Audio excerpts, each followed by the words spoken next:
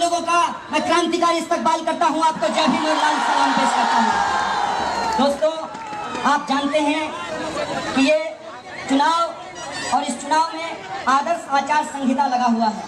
हालांकि ये बड़ी अजीब बात है कि देश के प्रधानमंत्री ही इस आदर्श आचार संहिता की धज्जियां उड़ा रहे हैं।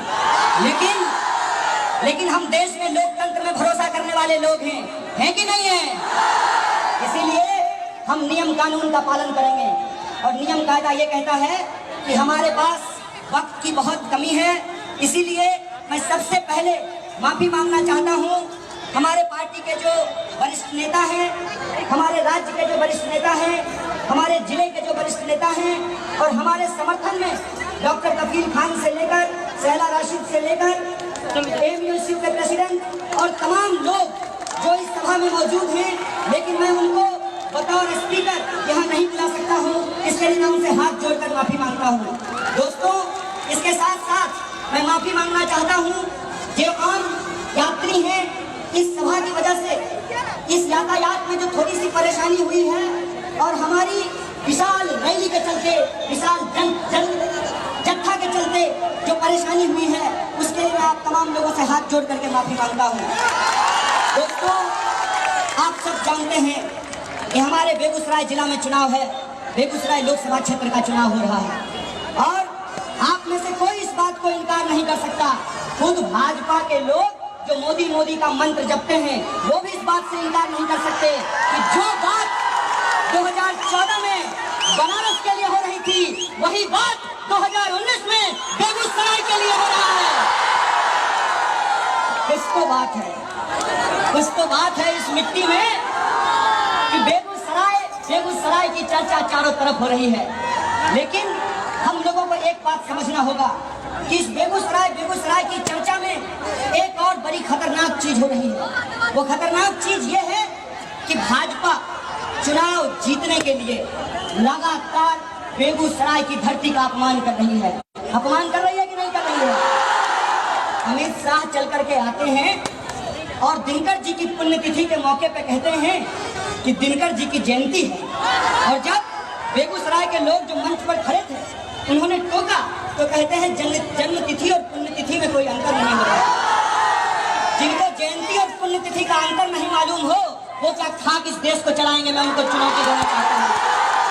और भाषण के पहले वाक्य से लेकर आखिरी वाक्य तक जो एक बात कॉमन थी, वो ये थी कि वो सामने से झूठ बोल रहे थे। और झूठ इस तरीके का झूठ कि एक कहावत बड़ी मशहूर है, थोथा चना भाजे घना।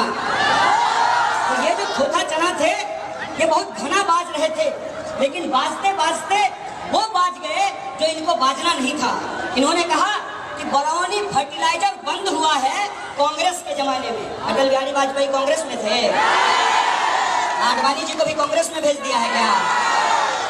ये अपने भी राजकाज को कांग्रेस का राजकाज बताते हैं और बीच में जो भाजपा का शासन है उसको जोड़ करके कहते हैं कि 70 साल में इस देश में कुछ नहीं हुआ।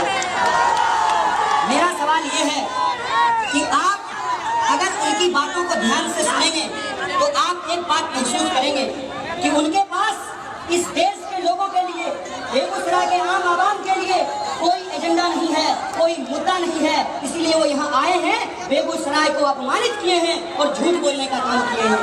इसीलिए मैं आप तमाम बेगूसराय के लोगों से यह आग्रह करना चाहता हूँ कि आज जब आप बेगूसराय लोकसभा क्षेत्र में चुनाव प्रचार को देख रहे हैं, तो आपने एक चीज गौर से देखा होगा कि हमारे लोग जो इस लड़ाई में ये समझते हैं कि अगर लोकतंत्र में चुनाव हो रहा है तो वो लोगों के सवाल पर होगा, वो लोगों के मुद्दों पर होगा।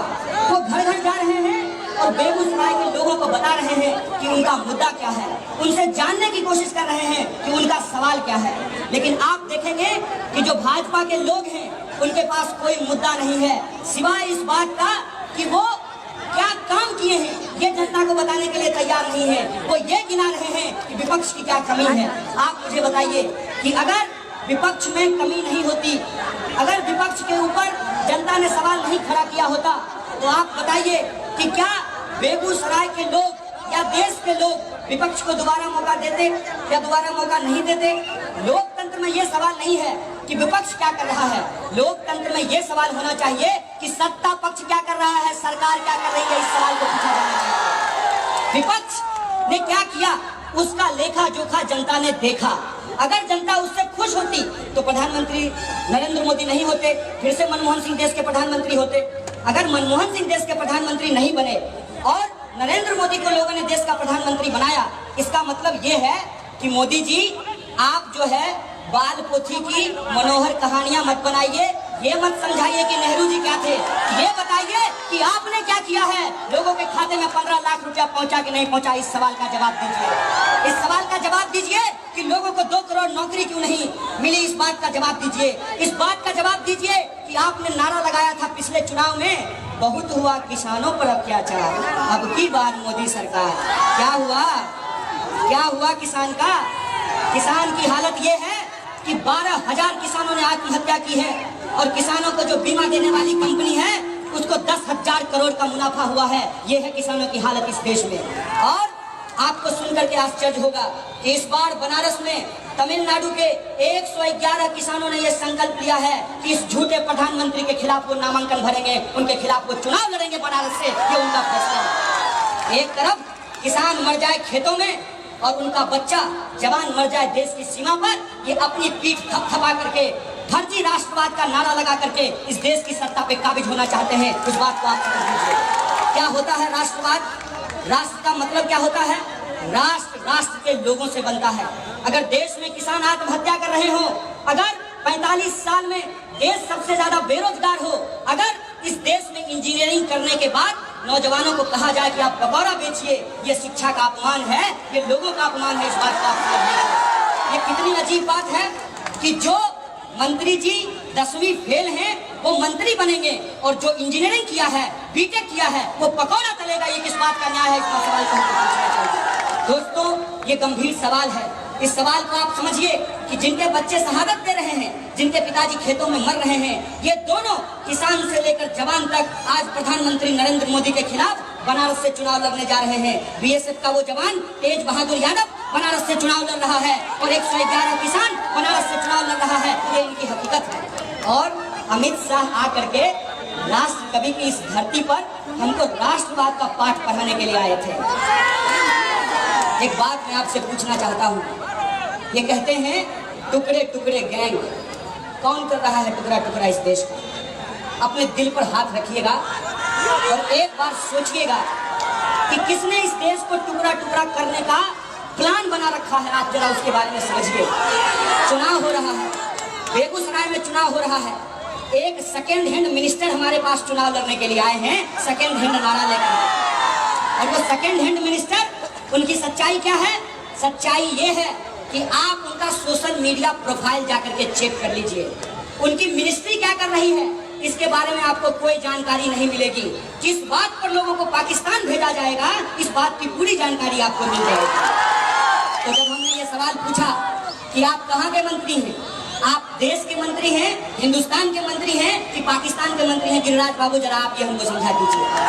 आप बात बात पे कहते हैं, इन्होंने कहा कि जो मोदी जी की रैली में नहीं जाएगा वो देशद्रोही होगा, खुद ही कंबल तान करके सो गए। घर बात को क्या मानते, क्या भरोसा कर?